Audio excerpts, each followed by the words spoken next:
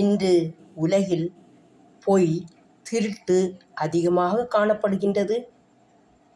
குழந்தைகளிடமும் சரி, வாலிபர்களிடமும் சரி, பெரியவர்களிடமும் சரி, பொய், திருட்டு, கொலை, தீய பழக்க வழக்கங்கள், போதைப் பொருட்கள், குடி, காமவெறி என அடுக்கிக் கொண்டே போகலாம். எல்லாரும் பிறக்கும்போது நல்லவர்கள்தானே? பெரும்பாலும் சமுதாயம்தான் இவர்களை இத்தகைய நிலைக்கு கொண்டு சென்றிருக்கின்றது.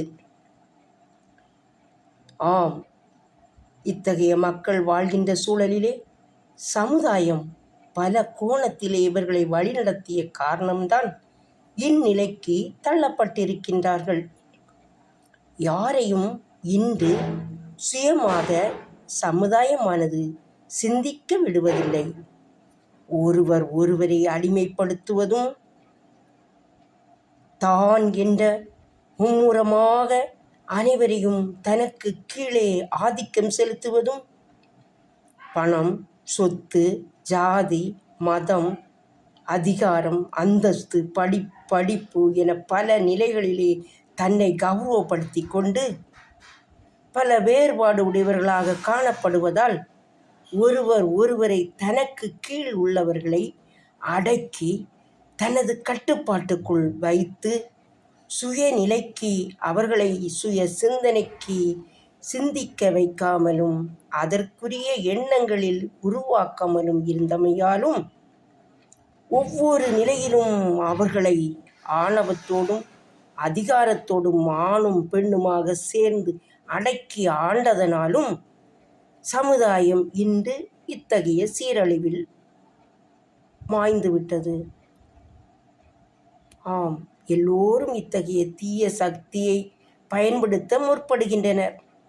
அதனால் சமுதாய தலைவர்களே, சமுதாய பொறுப்பாளர்களே, அதிகாரத்திலே ஆணவமோக தலைவிரித்தாடுகின்ற ஆணவமிக்கவர்களே, அது பெற்றோர்களோ பெரியோர்களோ,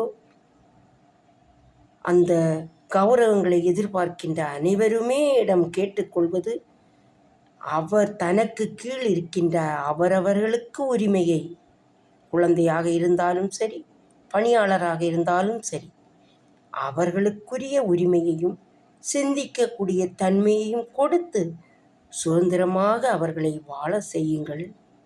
அத்தகைய நல் உணர்வை அதிகாரமிக்கவர்கள் பயன்படுத்தி கொண்டால் இத்தகைய நிலை மாறும் என்பது உண்மை. ஆம், இத்தகைய நல்ல சூழல்கள் மலர வளர வாழ்த்துக்கள். வாழ்க மனிதகுலம், வளர்க சிறந்த சமுதாயம்.